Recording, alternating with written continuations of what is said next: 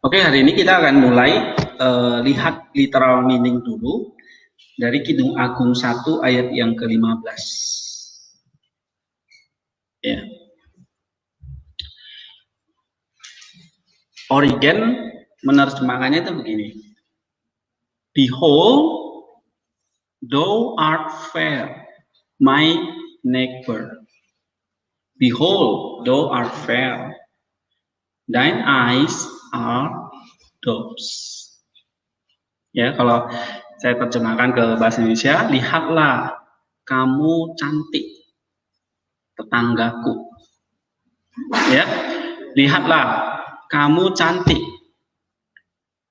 matamu adalah merpati.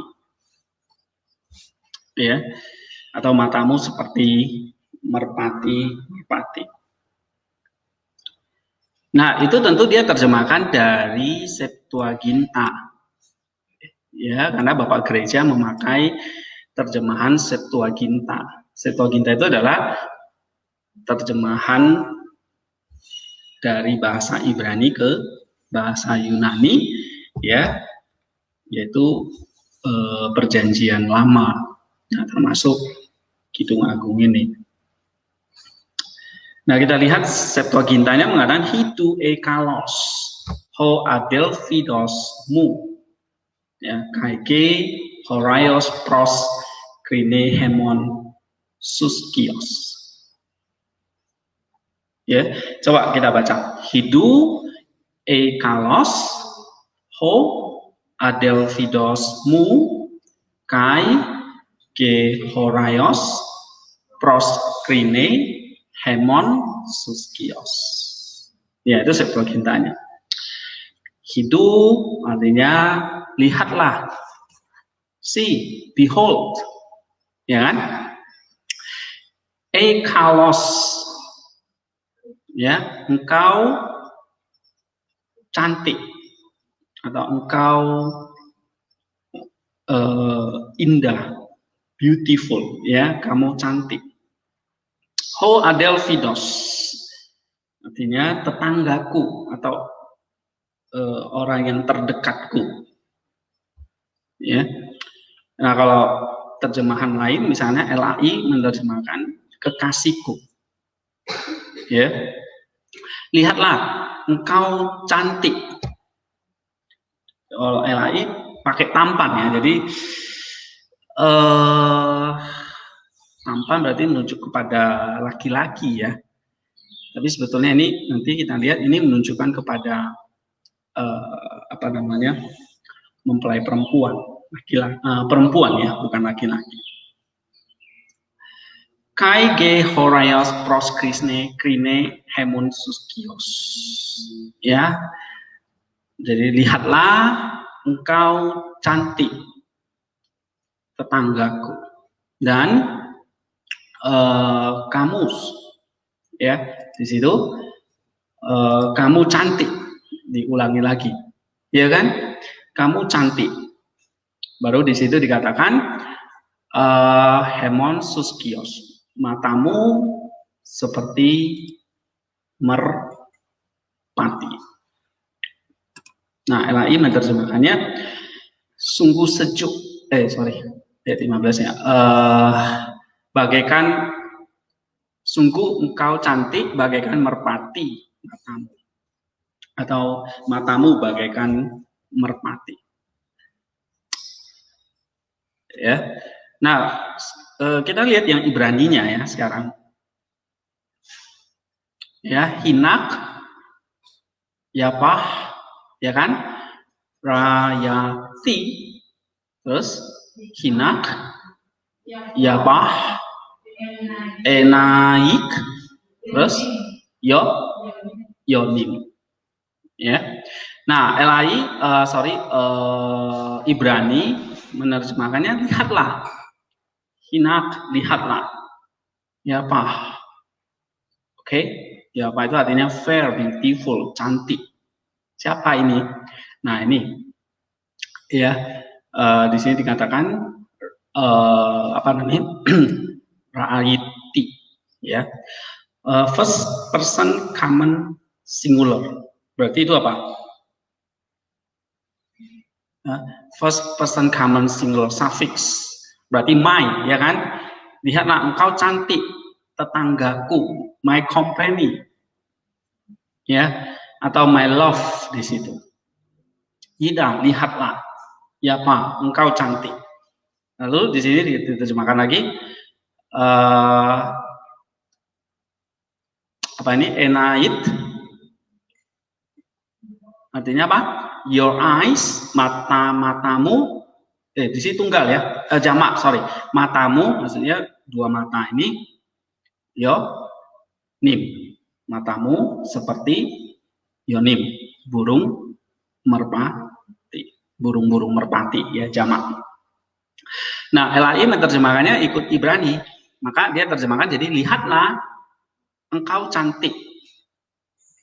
Ya, manisku atau kekasihku. Sungguh engkau cantik. Matamu bagaikan burung-burung merpati, ya, atau kedua matamu bagaikan burung-burung merpati. Nah, Revised Standard Version terjemah, behold you are beautiful, my love. Behold you are beautiful, your eyes are doves. Oke, nah dari terjemahan ini, saudara kalau mau pakai Septuaginta, berarti terjemahannya gimana? Lihatlah, engkau cantik. Oke, tetanggaku, ya, my neighbor. Nah, kita seperti kayak Origen ini, ya, menerjemahkan jadi tetangga, my neighbor. Hidu, lihatlah, kale lagi, engkau cantik, ya kan? Baru oftalmoisu, matamu seperti burung merpati. Nah, you are fair, your eyes are dove, nah, gitu ya. Nah, itu terjemahan literalnya. Nah, kalau kita ikut Ibrani, ya, lihatlah, engkau cantik, tetanggaku atau kekasihku, gitu ya. Lalu di sini dikatakan, lihatlah, engkau cantik, matamu seperti burung-burung merpati. Jadi lebih kurang sama, ya. Apa beda? Yang beda apa di situ? Mungkin yang satu menerjemahkan di sini kalau Ibrani pakai kekasih, ya. Nah, kalau di Septuaginta itu pakai tetangga, gitu ya. Tetangga, artinya orang terdekat, gitu. Ya, my love atau tetanggaku atau orang terdekatku, my companion. Ya. Nah, sintetik kontennya kita bisa lihat di sini, ya. Ada berapa konten yang kita bisa lihat kalimatnya, sintetik kontennya. Satu, you are beautiful, ya kan? Kamu cantik. Oke, my neighbor, itu satu. Kamu cantik, oh tetanggaku atau orang terdekatku. Baru yang kedua apa? Sungguh engkau cantik, ya kan? Baru yang ketiga apa? Matamu seperti burung-burung merpati. Nah, so ada tiga hal penting di sini, ya. Kita mau cari apa sih spiritual meaning-nya, ya. Nah, kita lihat konteksnya dulu, ya. Ayat ini, ayat 15 ini kan tentu kelanjutan, ya, dari ayat-ayat sebelumnya. Nah, kita lihat apa yang dikatakan oleh Origen, ya, di sini. Nah, kalau ayat sebelumnya, mempelai perempuan itu dibandingkan dengan seperti kuda, ya kan? He compare her to his horses. Jadi dia membandingkan mempelai perempuan itu seperti kuda-kudanya. Lalu dia juga membandingkan mempelai perempuan itu pipinya itu seperti, masih ingat, burung merpati, turtle dove, ya kan? Burung perkutut, sorry. Lalu dia membandingkan juga apa? Lehernya yang bergantungan kalung permata, itu kan? Ini kata Origen. Nah, sekarang mempelai laki-laki menyatakan bahwa mempelai perempuan itu cantik. Nah, ini agak sedikit miss ya, yang diterjemahkan oleh LHI. Dia mengatakan, oh bukan tampan ya tadi, ayat 16 yang tampan ya, sorry. Oke, jadi betul. Tadi saya salah lihat ayat. Nah, LHI menerjemahkan cantik engkau, betul. Jadi yang menyatakan cantik itu siapa? Mempelai laki-laki kepada mempelai perempuan bahwa mempelainya adalah cantik. Nah, kita tahu mempelai perempuan di situ, engkau cantik itu menunjuk kepada mempelai perempuan adalah gereja. Ya. Nah, lalu ditekankan lagi kan, diulangi lagi kan. Ya dong, bahwa engkau cantik. Ya, nah ini menjelaskan bahwa mempelai perempuan itu adalah yang paling cantik di antara semua wanita. Nah, ini kata Origen, ya kan? Tetapi kok disebut paling cantik? Nah, Origen menjelaskan karena yang paling dekat dengan mempelai laki-laki, maka disebut my neighbor, tetanggaku, artinya orang yang terdekat dengan aku. Ya, nah ini adalah pujian dari mempelai laki-laki kepada mempelai perempuan bahwa dia tidak hanya cantik, tetapi juga dekat, close to him, dekat kepada mempelai laki-laki itu. Ya, oke. Nah, disebut cantik karena dia dekat dengan mempelai laki-laki itu. Nah, lalu kita lihat di sini, jadi ada 2 kali pengulangan kata cantik, menegaskan mempelai perempuan itu paling cantik dari semua wanita. Ya, lalu dikatakan di situ cantiknya karena dekat dengan mempelai laki-laki. Lalu yang ketiga dikatakan matamu adalah seperti burung-burung merpati. Nah, ada kata menarik di sini yaitu mata. Ya, lalu ada kata burung-burung merpati. Maksudnya apa ini? Nah, tentu kita harus lihat ini tidak kita hanya artikan secara literal saja. Ya, makanya kita harus masuk ke level 2, lihat spiritualnya. Jadi yang disebut mata tentu punya spiritual meaning. Lalu yang disebut dengan tetangga tadi tentu punya spiritual meaning. Yang disebut dengan burung merpati tentu punya spiritual meaning. Ya, cantik ini tentu juga punya spiritual meaning. Nah, Origen memang nggak menjelaskan di sini, tetapi kalau kita perhatikan menurut Nisa, Gregory Nisa, cantik di sini pada awalnya memang kalau kita baca di ayat yang keempat ya, mempelai itu hitam katanya, black. Nah, sekarang disebut cantik gitu. Ya. Nah, dia mengatakan bahwa ya manusia setelah dia jatuh ke dalam dosa itu jadi jelek. Dosa itu dia membuat jadi sesuatu yang hitam, gelap. Ya, dosa itu gelap, hitam. Tetapi jadi cantik lagi karena dekat dengan mempelai laki-laki itu. Nah, jadi kata cantik itu maksudnya adalah satu pembaruan secara spiritual, secara roh, di mana yang dulunya roh manusia itu mati, nah sekarang menjadi cantik, itu menunjukkan kepada roh itu akhirnya menjadi dekat lagi, jadi hidup lagi. Yang dulunya terputus dengan Allah, sekarang nyambung lagi dengan Allah. Jadi kata cantik itu lebih kepada apa? Spiritual beautifulnya. Jadi cantik itu bukan soal fisik di sini, tapi soal roh yang kembali dekat atau tersambung dengan Allah, tidak lagi terputus. Ya. Bahkan di sini dikatakan Dia cantik karena close to my light, dekat dengan terangku. Ya, jadi making a participation in the beautiful owned by this drawing near. Jadi kita akan lama makin cantik kalau kita makin dekat kepada sang kecantikan itu sendiri, sang beautiful itu sendiri, yaitu Yesus.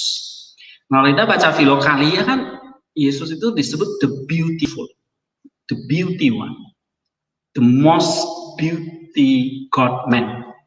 Ya kan? Siapa manusia ilahi yang paling sempurna, paling cantik, paling beautiful? Kita harus jawab, dia adalah Kristus. Nah, kita dibuat cantik ketika kita tuh makin dekat, ditarik dekat dengan dia, coming closer to him. Jadi kalau kamu coming closer to devil, ya kamu makin mirip seperti iblis. Ya, tapi kalau kamu makin dekat kepada sang cantik itu, maka kamu makin cantik. Nah, itu maknanya. Makanya di situ diterjemahkan, you are beautiful, my neighbor. Artinya baik Nisa maupun Origen mengatakan kita jadi cantik kalau kita terus tiap hari itu makin dekat kepada Kristus. Itu artinya apa? Makin dekat. Artinya kita meniru, imitating. Meniru apa? Meniru kecantikannya. Nah, saudara lihat ya, misalnya ada kayak anak kecil lah. Lihat mamanya selalu berdandan, make up gitu ya. Oke. Waktu dia bangun tidur, mungkin mamanya kelihatan tuh jelek gitu ya. Tapi setelah dia mandi, dia make up, terlihat cantik. Lalu anak gadisnya kan juga lihat, wah ternyata jadi cantik itu seperti itu ya. Jadi jadi cantik itu mesti make up, mesti dandan dan sebagainya gitu. Ya. Nah akhirnya ya anak itu lama-lama niru mamanya, imitating. Jadi dekat dengan mamanya ajarin dia cara make up dan sebagainya. Nah, Desi, ini satu contoh kita dalam mempelai perempuan, ya. Satu sisi kita hitam, tapi disebut cantik. Kenapa? Karena kita makin dekat kepada sang mempelai laki-laki itu. Ya. Nah, di sini dikatakan manusia sudah jatuh ke dalam dosa, secara penampilan rusak. Tapi bisa diperbaharui lagi ketika kita punya cermin untuk melihat di mana nih yang error ini. Ya. Sama kayak tadi saya ceritakan, si ibu tuh waktu makeup dia mesti bercermin, pakai lipstiknya, pakai eyeshadow-nya lah, macam-macam kan harus lihat ya, pakai bedaknya gitu, bercermin gitu supaya cantik. Nah, sama seperti kita perlu bercermin, ya, kita perlu pakai mirror untuk melihat mana ini yang wajah kita yang rusuh, yang jelek, yang sudah yang berkeriput gitu ya, terus dipermak lagi. Nah, Nisa mengatakan begitu. Jadi kita butuh cermin. Nah, waktu kita butuh cermin, kita mesti come close to him, dekat kepada Kristus, sebab dia adalah cermin. Ya, dia adalah cermin di mana kita bisa melihat di mana kejelekan kita dan kita bisa permak jadi cantik. Nah, ini artinya apa? Put evil behind, ya, membuang hal-hal yang jahat, tapi the soul, jiwa itu dimurnikan oleh Kristus, oleh Sang Firman atau oleh mempelai laki-laki tadi. Dengan cara apa? Kita bercermin terhadap penampilan kita. Ya, nah itu artinya come closer to him. Jadi come closer to him itu kita datang kepada cermin itu, kita lihat mana yang jelek dari diri kita, itu yang kita bikin cantik. Alright, nah jadi interesting ya, menarik yang dikatakan oleh Nisa. Lalu Nisa mengatakan you are beautiful. Sekali lagi dikatakan behold, you are beautiful. Lihat, kamu cantik sekarang. Kenapa kamu cantik? Karena kamu dekat dengan aku. Ya, You are the close one akhirnya. Kamu jadi orang yang jadi paling dekat dengan aku. Nah, ini kita ingat ya perkataan Yesus di dalam Yohanes ketika dia mengatakan kamu bukan lagi hamba, tetapi siapa? Hah? Sahabat. You know, apa beda hamba dengan sahabat? Hamba selalu ada jarak gitu ya. It's not close. Ada jarak sosial, ada jarak tertentu gitu ya, nggak bisa dekat kayak sahabat. Sahabat udah nggak ada jarak. Ya kan? Sahabat artinya apa? Kita bisa tukar pikiran, tukar perasaan, curhat, ya kan? Saling mendoakan, saling mengasihi begitu. You see? Jadi kalau kita come closer to him, berarti dia tuh ibarat bukan hanya mempelai laki-laki kita, tapi juga like our best friend, sahabat kita. Nah, itulah yang akan mengubah penampilan kita. Ya, penampilan kita itu menjadi cantik. Kenapa? Karena kita menjadi sahabatnya Kristus. Ya. Nah, lalu kita lihat di sini apa yang cantik itu salah satunya dikatakan adalah mata. Ya, matamu seperti burung-burung merpati. Nah, kita lihat dulu apa yang dikatakan oleh Origen ya.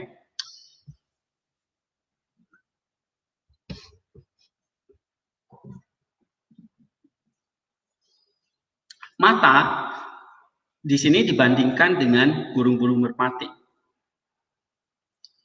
Artinya mata di situ menunjuk kepada pengertian, understanding atau mind yang biasa kita sering sebut sebagai nous.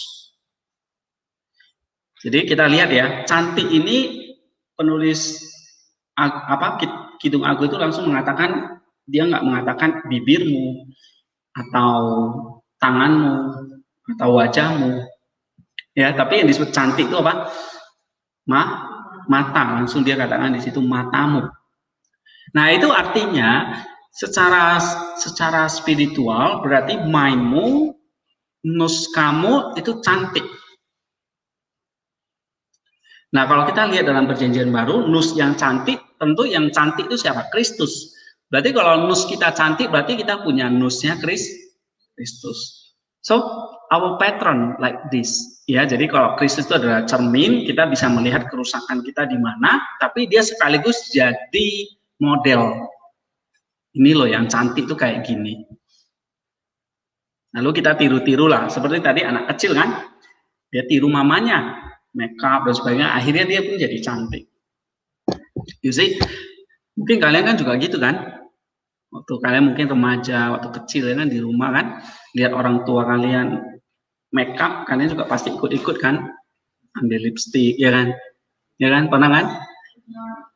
Apalagi Nur Santi ya.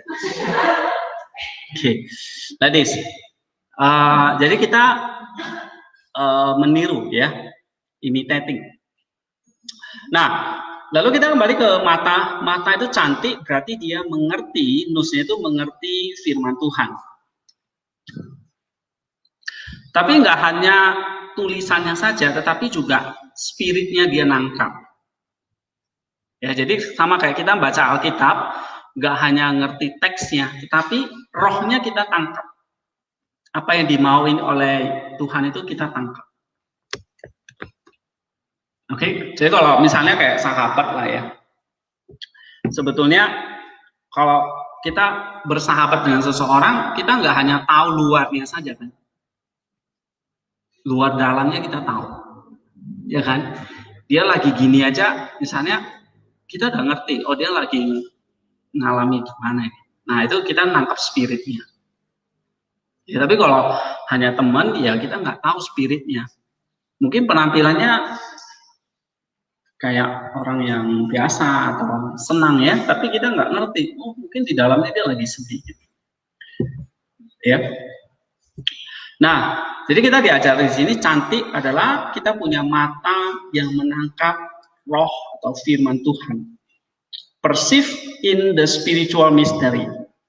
Jadi kalau kamu mau punya roh yang cantik, kamu mesti seperti matamu seperti burung merpati, artinya menangkap atau perceive the spiritual mystery, menangkap apa arti dari firman Tuhan secara roh. Terus sebenarnya kenapa kalau kita baca kitab suci itu gak hanya mau menguasai teksnya saja, lalu seolah-olah kita sudah ngerti, padahal belum, ya. Tapi kita mengerti spiritual meaning-nya. Oke. Nah, kata burung merpati sini menunjukkan kepada Roh Kudus. Ya, kalau kita lihat peristiwa Yesus dibaptis, ya, itu Roh Kudus yang turun dalam wujud burung merpati. Jadi kita diminta punya the eyes of a dove, mata seperti burung merpati. Artinya mata yang menangkap, yang mengerti spiritual mystery of the divine scripture. Oke, nah sekarang kita lihat apa yang dikatakan oleh Nisa di sini. Ya,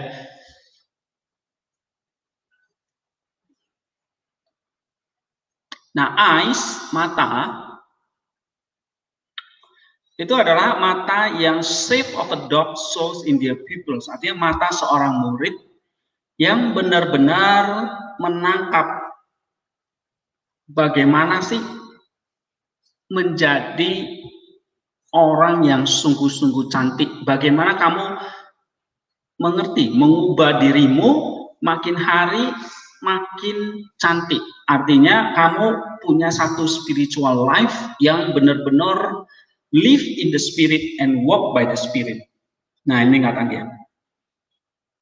Jadi kalau matamu seperti burung merpati, kata Origen, kamu menangkap apa yang diajarkan oleh Roh Kudus, yaitu spiritual meaning-nya. Nah, Nisa jauh lebih tajam, dia mengatakan mata yang cantik, it means that kamu mementingkan rohmu, ya, kamu hidup di dalam Roh Kudus, dituntun oleh Roh Kudus, mematikan segala keinginan daging, ya. Coba kita baca Roma 8 ayat 13 dan 14 ya. Roma 8 ayat 13 sampai 14.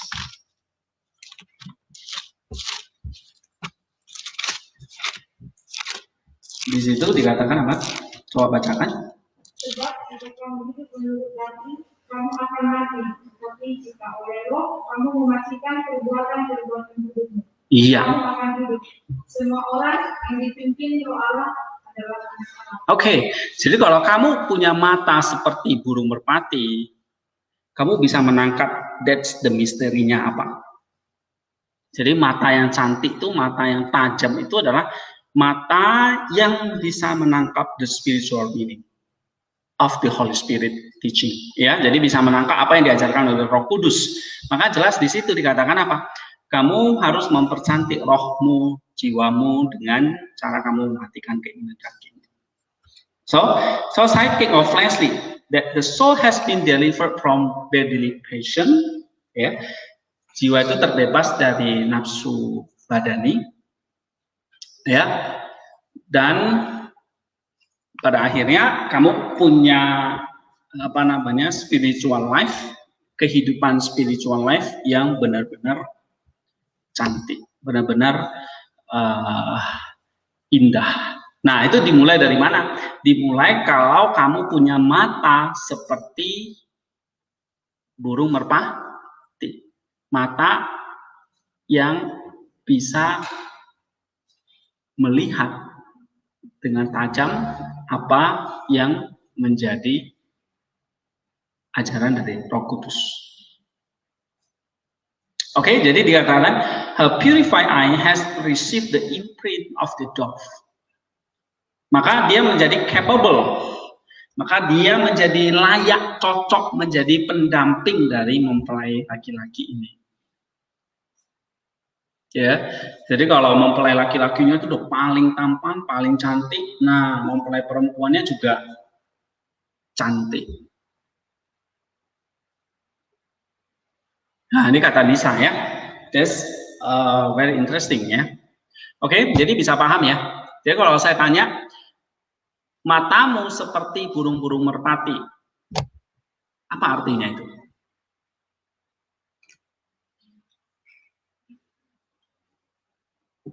Artinya cantik itu mulai dari dalam, mulai dari matamu, nusmu, yang bisa menangkap the spiritual meaning of the Holy Spirit, ya kan? Apa yang diajarkan oleh Roh Kudus, kamu menangkap itu.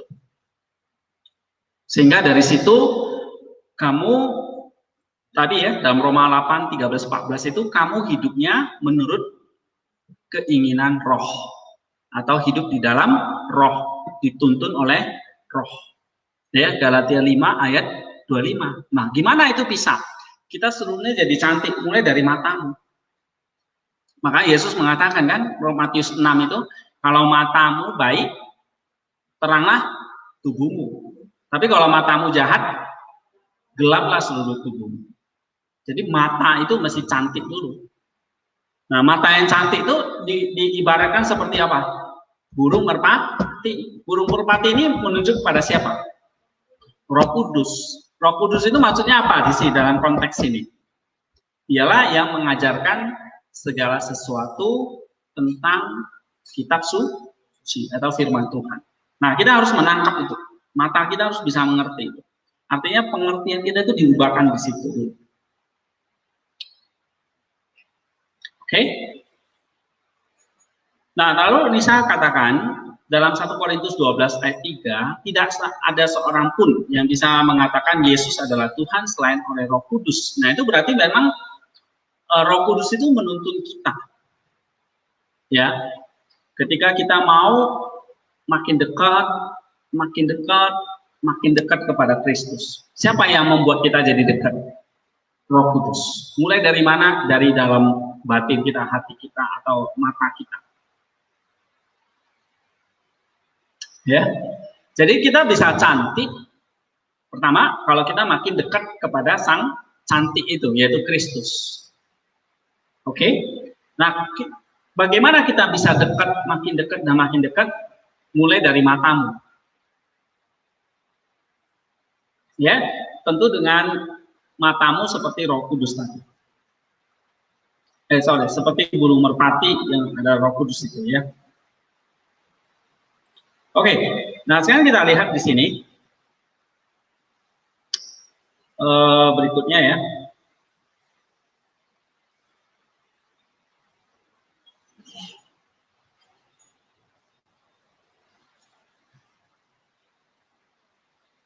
Nah, mata yang cantik seperti burung merpati itu kata Origen,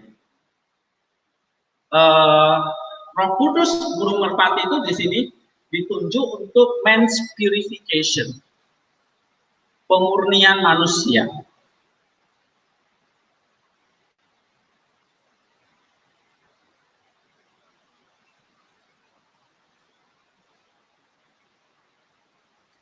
Ya, nah di sini dikatakan, nah untuk matamu yang cantik seperti burung merpati, berarti ya manusia itu harus makin lama makin diperbaharui oleh Roh Kudus, ya, sehingga makin dekat dengan mempelai laki-laki itu, ya, kita makin menjadi serupa seperti mempelai laki-laki itu. Ya, dikatakan di sini, kamu cantik, ya, kamu cantik.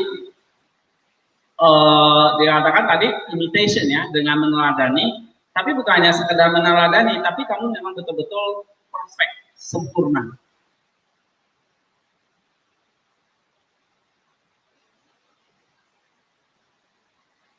Ya, nah matamu seperti burung-burung merpati itu berarti menunjukkan ini 2 ekor burung merpati, yaitu anak Allah dan Roh Kudus.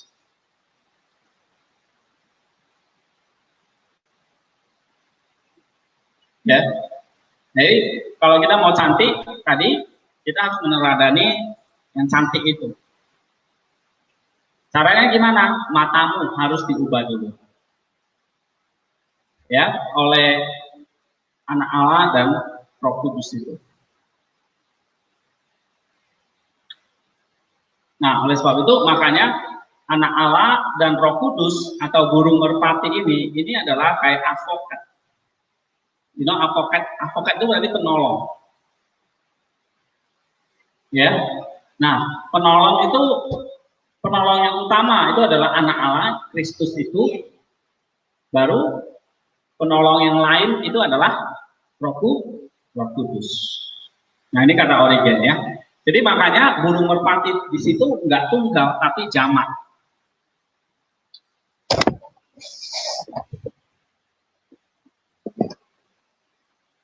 Spidolnya mana?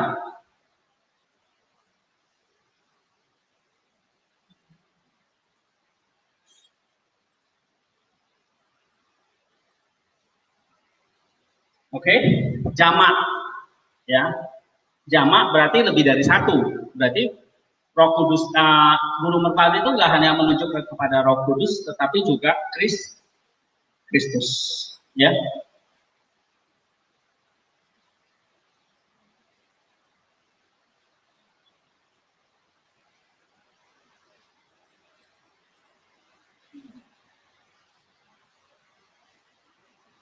Nah, kita lanjut lagi.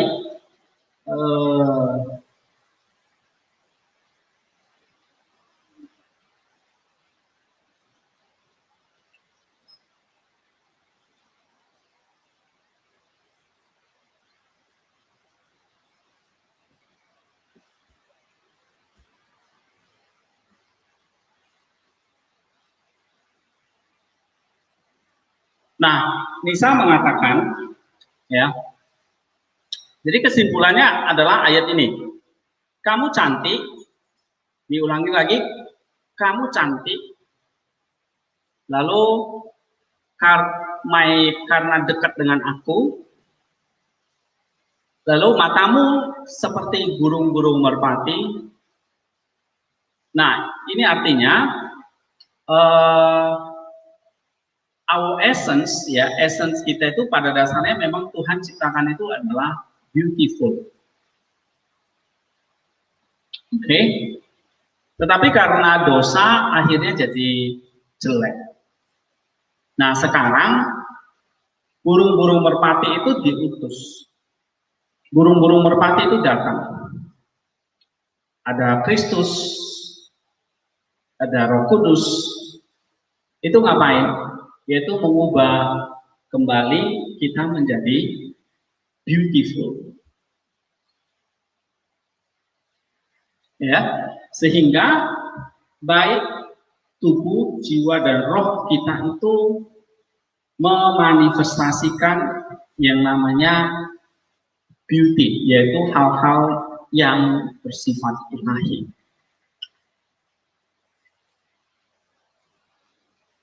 Ya, manifestation your deity in the flesh dikatakan di situ.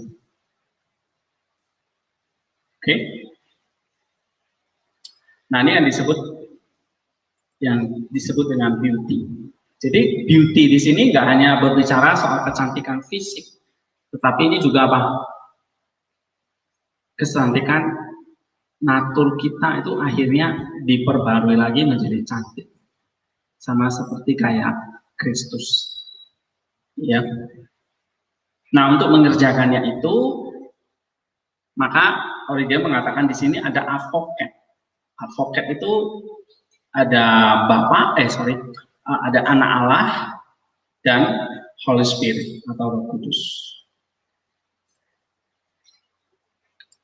Ya. Nah, itu ayat yang ke-15. Oke. Nah, sekarang kita lihat ayat yang ke-16 ya. Origen menerjemahkan gini, behold, thou art good, my nephew. Behold, thou art fair indeed. Our bed is shady. Ya. Nah, ayat 16 kalau King James, terjemahan baru menerjemahkannya apa? Lihatlah tampan engkau, kekasihku. Ya, sungguh menarik, sungguh sejuk petiduran kita. Oke. Nah, tadi kalau ayat 15 itu yang cantik itu adalah mempelai perempuannya. Lalu yang yang ayat 16. Nah, sekarang yang disebut dengan cantik itu sekarang siapa? Hah? Tampan ya, istilah tampan di sini. Oke. Nah, kita lihat ada yang menerjemahkan ini beautiful, ada yang menerjemahkan ini tampan. Apakah ini menunjukkan kepada mempelai laki-laki atau mempelai perempuan? Tapi yang jelas kalau misalnya kita lihat teksnya, Ho Adelphidos lagi, ya, ini bisa menunjukkan kepada siapa? Mempelai perempuan. Lihatlah, you are beautiful. Sama kayak ayat 15 tadi. Ya, engkau cantik. My neighbor. Tetapi Origen menerjemahkan ini jadi my nephew. Berarti my nephew itu menunjukkan kepada Kristusnya. Maka diterjemahkan bukan good, bukan beautiful, tetapi good. Ya, kalau perempuan kan pakai cantik ya, laki-laki pakai tampan toh. Ya toh. Itu bahasa Indonesia aja ya, tapi maksudnya sebetulnya sama. Bahasa aslinya yaitu kalos. Cantik. Itu bagi perempuan. Kalau bagi laki-laki tampan, ganteng, kan gitu ya. Nah, itu maksudnya bahasanya sama, bahasa Yunani sama, kalos, cantik, tampan itu sama. Ya. Kalau kita ikut Origen, maka kata cantik atau tampan itu menunjukkan kepada si Kristusnya, nephew. Tadi kalau ayat 15 menunjuk kepada mempelai perempuan. Ayat 16 ini mempelai laki. Maka diterjemahkan jadi good, tampan. Sama kayak LAI ya. LAI kan menerjemahkannya apa? Tampan. Lihatlah tampan engkau, kekasihku. Ya. Lalu kita lihat di situ Horaios proskine hemois suskios.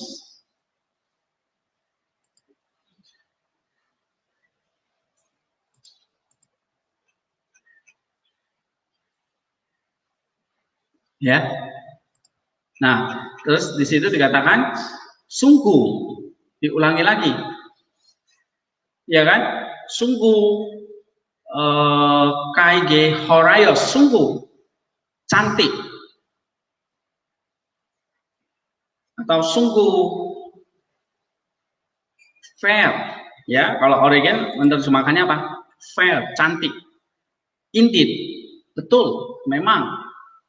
Nah, jadi diulangi ya. Jadi lihatlah engkau cantik, my nephew. Lihatlah engkau memang cantik. Oke. Baru di kalimat yang terakhir dikatakan pros kline hemon suskios. Nah, artinya di sini our bed is shady. Ya, artinya tempat tidur kita apa? Sungguh shady, sungguh apa ya? Sejuk ya, kalau lain terjemahkan ya. Kalau bahasa Inggrisnya apa? Hijau. Ya. Nah, nanti kita akan lihat di sini apa artinya tempat tidur di sini ya, our bed. Ya, jadi kata kline itu bisa artinya couch. Couch itu kayak bisa artinya juga sofa. Ya, sofa yang bisa dijadikan tempat tidur. Oke. Nah, kalau kita lihat Ibraninya sekarang, coba baca ini. Hinek, yape, apa nih? Dodi, lalu Ab, Naim, Ab, Arsenu, ya kan? Rahana, nah, ya, oke. Nah, diterjemahkan, behold, you are fair atau you are beautiful, my beloved. Ya, diulangi lagi, behold, oke, you are truly lovely atau you are beautiful. Baru dikatakan our coach. Nah, ini our coach. Ya, sofa kami. Ini diterjemahkan fresh, segar atau enak, luxuriant. Ya. Nah, saya kurang ngerti ya, kenapa kok diterjemahkan green. Green itu maksudnya mungkin sejuk ya, maka LAI pakai kata istilah sejuk. Oke. Atau di sini sebetulnya fresh, tempat tidur yang bersih, yang apa namanya, yang fresh gitu ya, atau green gitu. Nah, ada yang mengatakan ya luxuriant, ya lux, berarti mewah gitu ya, atau bersih. Nah, LAI menerjemahkannya sejuk. Nah, Origen itu menerjemahkannya shady. Ya. Oke. Nah, kita lihat di sini ada berapa konten yang kita bisa pelajari. Yang pertama, sekali lagi, you are fair atau beautiful, my beloved. Ya. Nah, ini menunjuk kepada mempelai laki-lakinya, berarti engkau tampan kekasihku, atau engkau cantik. Kalau kita ikut Septuaginta, artinya orang terdekatku, tetanggaku lagi. Ya, kalau kita ikut Origen, artinya itu menunjuk kepada mempelai laki-laki. Jadi terjemahannya jangan bingung ya, agak beda-beda. Kalau kita ikut Origen, itu menunjuk mempelai laki-laki. Ya. Nah, kalau kita ikut Ibraninya, kalau ini kan Septuaginta ya. Kalau kita ikut Ibraninya, itu menunjuk kepada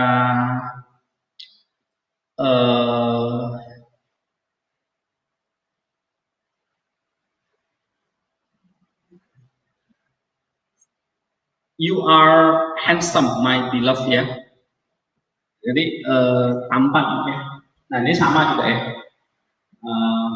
Mempelai laki-laki juga ini ya, sama betul. Oke. Ini ya kata apa namanya? Ini bisa artinya beloved, love atau uncle. Jadi ini menunjukkan kepada mempelai laki-lakinya. Berarti diterjemahkan handsome. Ya. Oke, jadi ayat 15 itu mempelai perempuan, ayat 16 sekarang mempelai laki-lakinya.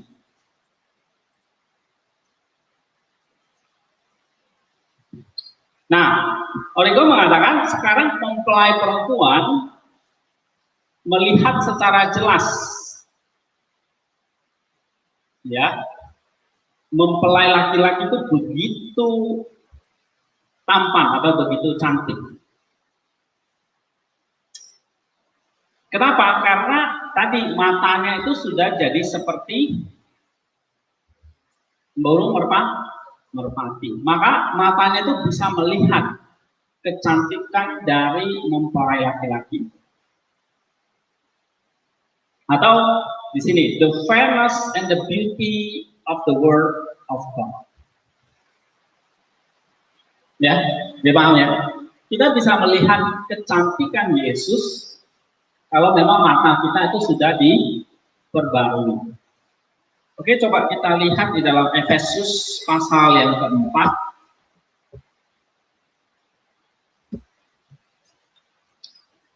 Ya, ayat yang ke-23 ya.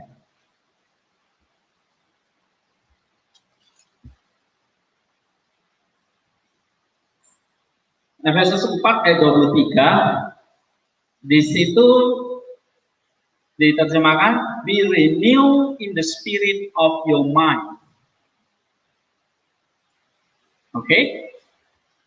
Nah, jadi kapan kita bisa melihat kecantikan dari mempelai laki-laki itu? Waktu mata kita menjadi seperti burung merpati. Artinya mata kita itu diperbaharui. Efesus 4 ayat 23. Be renewed in the spirit of your mind. Nah, disitulah kita bisa melihat the beauty of the word of God. Cantiknya firman Allah. Maksudnya Kristus itu, ya. Sebab tanpa mata kita diperbarui oleh Roh Kudus, maka kita nggak bisa perceive and know, mengerti, memahami betapa indahnya, cantiknya firman atau logos Allah itu. Nah, kalau kita menerima matanya seperti mata burung merpati tadi, maka kita bisa punya spiritual understanding. Nah, ini kata Origen. Okay? Until he received God's eye, that is a spiritual understanding. Jadi, makanya Paulus itu mengatakan ya, kalau orang yang nggak punya mata seperti mata burung merpati itu, maka dia melihat kayak Injil, kayak salib, itu adalah satu kebodohan, ya kan? Tapi kalau kita yang punya spiritual understanding itu, melihat salib itu adalah satu hikmat Allah. Bukan kebodohan, tetapi hikmat Allah, kekuatan Allah untuk menyelamatkan manusia.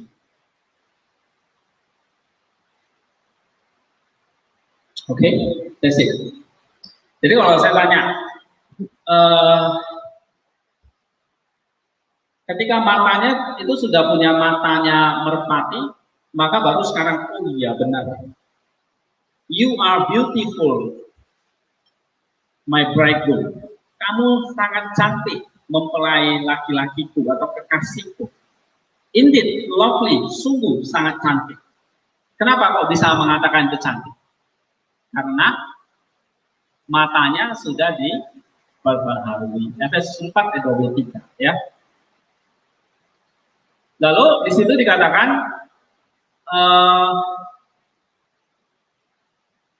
nah, tempat tidur, the bed, atau tadi sofa. Nah, sekarang sofanya berbagi nih. Oke? Sofanya nih look fresh, berbagi dengan mempelai laki-laki itu.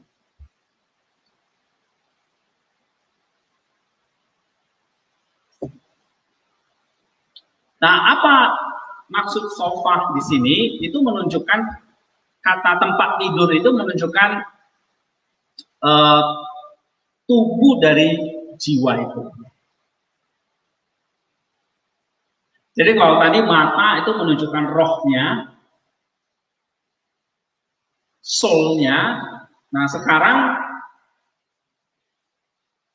dengan apa kita bisa melihat mempelai laki-laki itu? Tentu dengan our soul, our mind, our eyes, ya kan?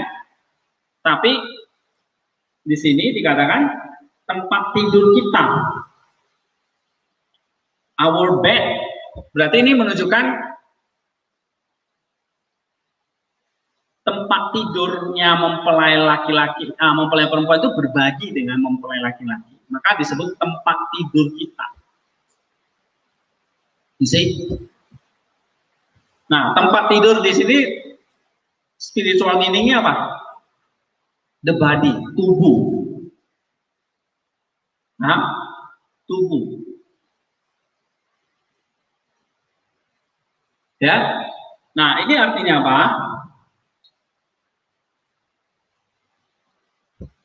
Kalau ini menunjukkan tubuh, maka secara spiritualnya menunjukkan, kita ingat gereja itu adalah tubuhnya Kristus. Ya, jadi kata the seated bed, tempat tidur ini, itu adalah menunjukkan kepada tubuh, menunjukkan kepada gereja, ya, yang artinya kalau berbagi itu berarti menunjukkan kita dengan Kristus itu satu tubuh, satu tempat tidur. Okay, you see the spiritual meaning. Jadi satu tubuh, satu tempat tidur, satu gereja. Di mana Kristus adalah kepala dari gereja, kita adalah anggota-anggota tubuhnya. Tapi itu semua satu tubuh yang disebut dengan gereja. Maka di dalam gereja itu ada Kristus, tapi bukan hanya ada Kristus, ada kita juga. Maka kita berbagi tempat tidur yang sama.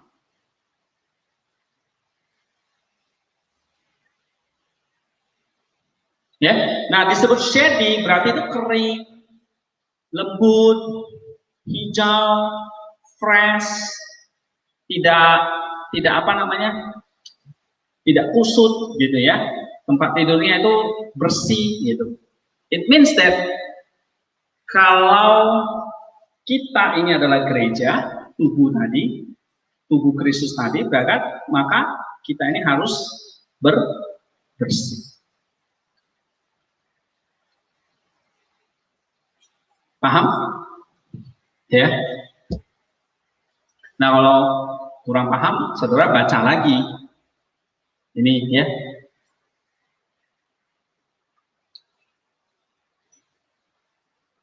Oke. Jadi kalau yang disebut tadi tempat tidur itu adalah tubuh. Nah, kalau tubuh itu di pengertian secara spiritual itu maksudnya gereja. Berarti ada Kristus sebagai kepala dan kita anggota tubuh. Kita bagian dari tubuh itu. Maksudnya kita bagian dari gereja. Oke? Tapi Origen juga mengatakan ini tempat tidur ini benar-benar tubuh kita. Tubuh fisik kita ini loh. Artinya apa? Tubuhmu ini juga adalah bait Allah itu. Karena berbagi nih, maka tubuhmu itu bukan lagi milikmu saja, tetapi itu menjadi miliknya Allah, berbagi, sharing. Oke, jadi kita ngerti ya, bahwa satu konsep keselamatan di sini adalah keselamatan itu adalah sharing. Kristus berbagi keilahiannya kepada kita menyedot keilahiannya ke dalam diri kita. Dia menyedot kemanusiaan dari Maria, kita menyedot keilahiannya Kristus. Jadi saling berbagi, sharing. Maka termasuk tubuh kita, yang tadi kalau dikatakan tempat tidur itu juga tubuh fisik kita, ini berarti tubuh kita bukan hanya milikku saja, tapi ini juga miliknya Kristus. Ya, nah kita bisa baca ya apa yang dikatakan oleh Rasul Paulus ya dalam 1 Korintus 3 ayat 16 ya, kalau tidak salah. Coba kita buka 1 Korintus 3 ayat 16. Coba bacakan. Tidak tahukah kamu bahwa kamu adalah bait Allah? Sebab apa? Roh Allah tinggal di dalam kamu. Gitu. Ya.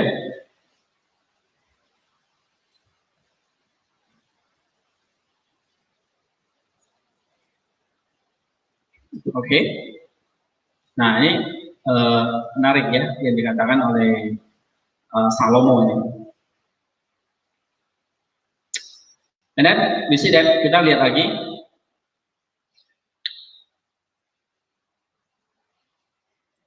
So, maka kita lihat di sini ya. Tadi pertama mata mesti diperbarui jadi cantik. Nah, sekarang juga tubuh itu juga harus diperbarui menjadi cantik. Maka pertama yang diperbarui adalah mata kita supaya melihat Kristus yang cantik itu. Lalu tubuh kita juga diperbarui supaya juga menjadi cantik.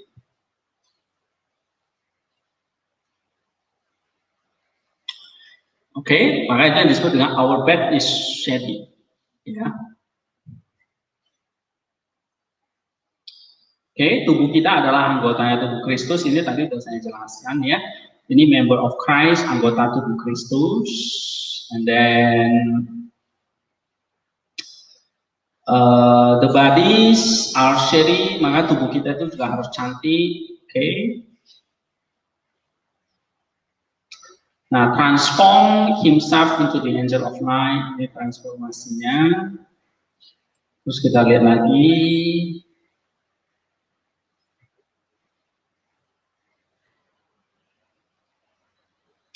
Nah, salah satu contoh yang diikuti oleh Origen itu adalah apa yang dialami oleh Rasul Paulus ketika dia sudah melihat kecantikan firman Allah itu. Misalnya kita lihat dalam 2 Korintus 4 ayat 16. Coba buka 2 Korintus 4 ayat 16. Ini orang yang melihat kecantikan Kristus, maka dia mengalami seperti ini. Coba baca 2 Korintus 4 ayat 16. Sebab itu kami tidak kawal hati, tetapi meskipun manusia lahiriah kami semakin busuk, namun manusia batiniah kami diberari dari sehari ke sehari. Oke, jadi Origen itu ambil contoh Rasul Paulus ya. For though our outward man is corrupted, yet the inward man is renewed day by day. Ya, nah. Soul itu share her bed. Jiwa berbagi dengan tempat tidurnya. Ya, tubuhnya berbagi dengan tempat tidur lagi. Jadi baik jiwa maupun tubuh berbagi dengan Kristus. It means that the divine power extends bestowing favor on the body. Ya. Nah, walaupun ya kata Origen yang dialami oleh Rasul Paulus itu inward man itu diperbarui dari hari ke hari, tapi outward man-nya tubuh kita bisa binasa, perishing, artinya semakin merosot.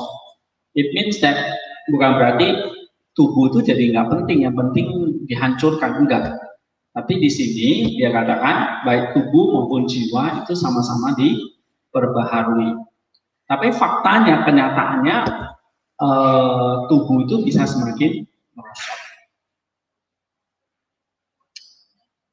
Nah, dia katakan di sini, Jesus took a bed that is shared by himself and the bride. Jadi keselamatan itu berarti berbagi ya antara kita dengan Kristus. So salvation is sharing. Kita berbagi tempat tidur dengan Kristus. Ya.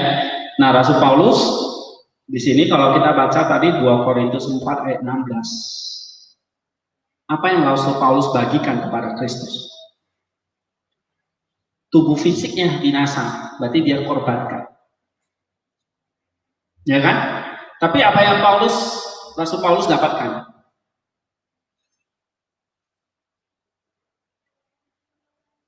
Manusia batinia diperbaharui. That's it. Itulah sharing, berbagi tempat tidur. Ya. Jadi berbagi tempat tidur itu artinya apa? Kamu berbagi apa untuk Kristus? Kamu melakukan apa untuk Dia? Oke. Terus kamu dapatkan apa? Nah, itu dia. Oke. Tubuh lahiriaku makin binasa, tetapi tubuh jasmani, tubuh batiniaku diperbaharui dari hari ke hari. Maka dia katakan di sini ya kan, Jesus took a bed that is shared by himself and the bride. Jadi Yesus juga berbagi dirinya dengan kita.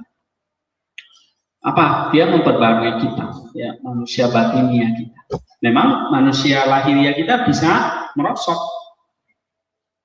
Ya bahkan kalau kita baca saints, ya apa yang dialami oleh para saints, misalnya mati martir, berarti tubuh jasmaninya diapain?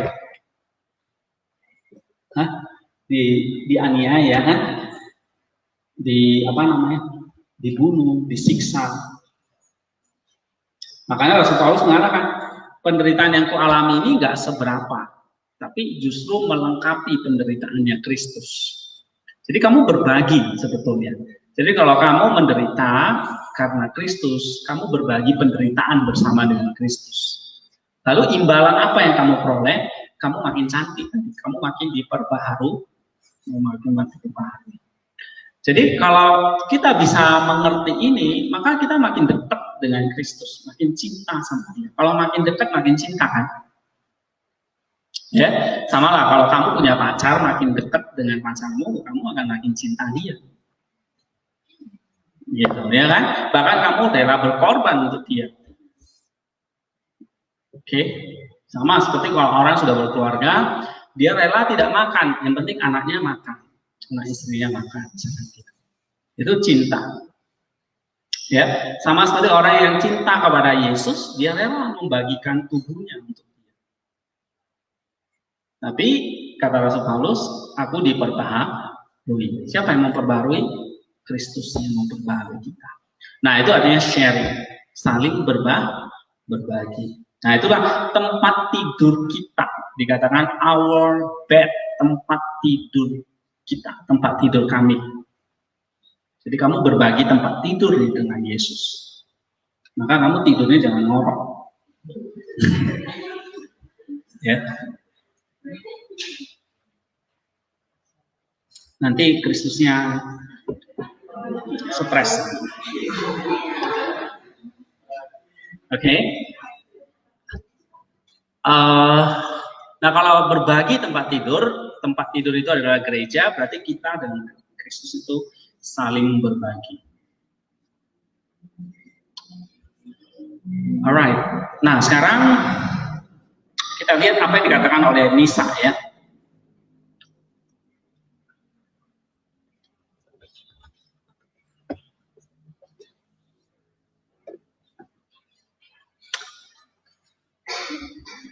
Nah, ini ada apa namanya?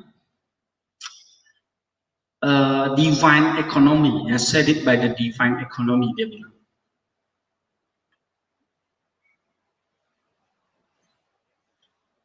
Ya, pertama dia lihat Kristus juga datang menjadi manusia, berarti dia juga mengambil bagian natur manusia. Yang firman Allah itu kalau naturnya adalah ilahi, sekarang ditambah satu natur lagi, yaitu manusiawi. Artinya inkarnasi itu atau firman Allah jadi manusia itu juga berbagi natur. Ya, yang tadi awalnya adalah natur ilahi, nah sekarang natur manusia.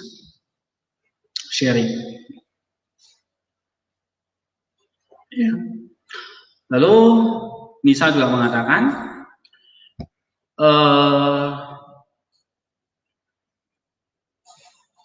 nah, karena Kristus datang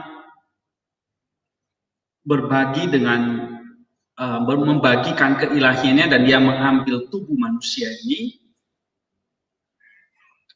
maka tubuh kita yang harusnya ini binasa sekarang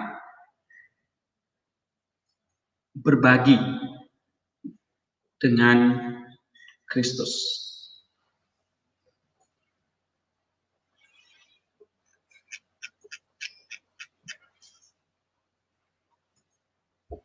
Nah, jadi kata bed itu tempat tidur itu berarti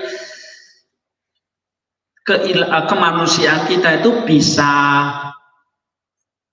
mengambil bagian nanti dengan ilahi. Coba kita baca 2 Korintus 11 ayat 2 ya. 2 Korintus 11 ayat 2. Coba bacakan. Sebab aku sungguh pada kamu dan sungguh lagi, karena aku telah memperkenalkan kamu kepada satu laki-laki yang membawa kamu sebagai kawan secara Kristus. Nah, itu artinya mempertunangkan kamu. I have betrothed you to one husband. Siapa husband ini? Suami ini, yaitu Christ. Jadi, I present you as a chaste virgin to Christ. Sebab Kristus sudah mengambil bagian dari kita, sekarang kita mengambil bagian dari naturnya Kristus. Dari berbagi tempat tidur tadi. Sama ya kayak Origen, ini sharing juga. Jadi ini artinya leads the soul in a bridal procession. Declares that the joining of the two in the communion of one body is the great mystery of the union of Christ with the church. Jadi kalau kita bisa akhirnya menyatu dengan Kristus, atau dua, the two shall become one flesh. Jadi kayak orang yang menikah dua menjadi satu daging, itu sebetulnya adalah tipologi dari keselamatan kita. Bahwa nanti kita dengan Kristus itu akan menjadi satu. Itulah Rasul Petrus katakan, kita mengambil bagian dalam kontrak ilahi. Theosis itu. So, berbagi tempat tidur itu. Oke. Jadi siapa kita bisa berbagi dengan Kristus itu? That's very amazing,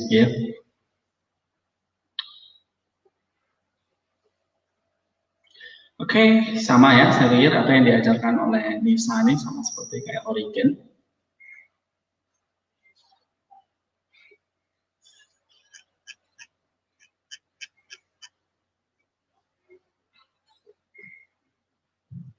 Oke, itu kira-kira the spiritual meaning dari dua ayat ini. Apa yang kita bisa pelajari? Level yang ketiga sekarang. So remember that, ingat bahwa kita diciptakan punya tubuh, punya jiwa, punya roh, punya tubuh dan roh. Oke. Dan ingat bahwa kita itu adalah mempelainya Kristus yang cantik. And then, lalu kita harus apa? Punya mata seperti burung merpati. Nah, dari situ kita bisa melihat kecantikan Kristus itu. Nah, dari situ kita juga berbagi tempat tidur dengan Dia. Nah, ini artinya aplikasinya buat kita adalah bahwa hidup kita, baik roh dan tubuh kita, itu sekarang share, berbagi dengan Dia, karena satu tempat tidur.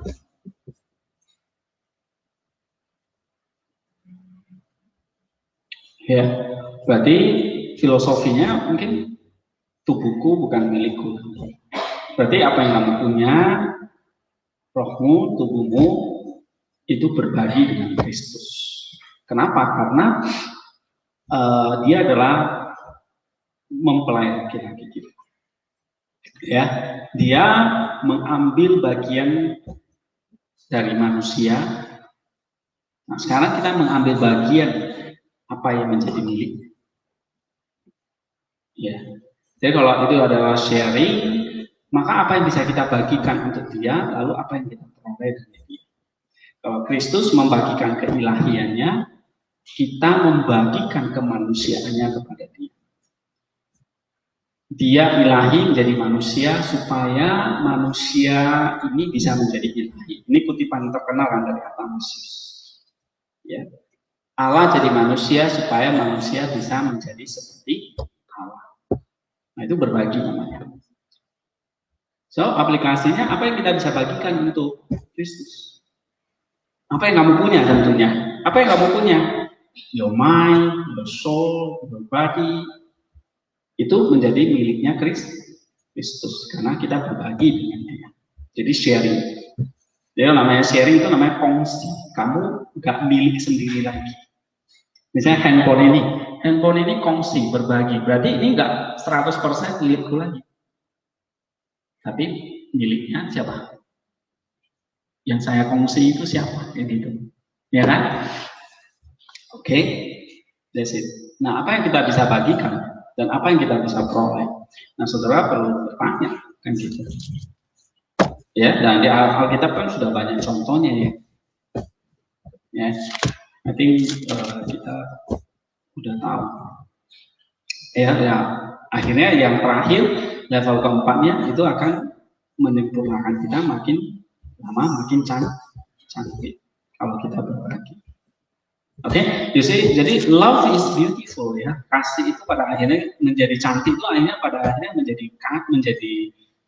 cantik itu ya berarti menjadi kasih, karena dengan kasih itu membuat segala sesuatu itu jadi beautiful. Ya, kalau kita bisa berbagi, misalnya lah, kamu punya sesuatu yang kamu bisa bagikan. Jadi kamu makan sendiri atau kamu berbagi dengan orang yang membutuhkan, sama-sama makan, tapi kamu makannya berkurang. I think it's more beautiful atau kamu bisa berbagi daripada kamu habisan sendiri. Ya kan? Dengan diam-diam, dengan sembunyi-sembunyi misalnya gitu ya. Gitu. Nah, so sharing is beauty. Jadi berbagi itu adalah sesuatu yang indah, ya. Oke, saya pikir itu ya yang bisa saya bagikan tentang dua ayat ini. Kita akan break dulu, nanti kita masuk lagi.